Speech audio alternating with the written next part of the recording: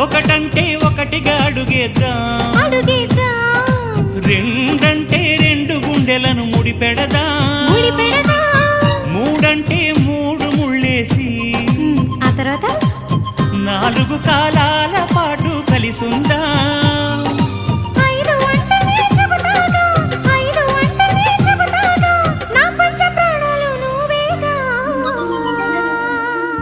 అమ్మావు ఇల్లు ఈగ చదివానాడు, ప్రేమ వలపు మనసు మమత చదివాయినాడు, ఇంకా ఏదో చదవాలంటూ పెదవి కోరుతోంది.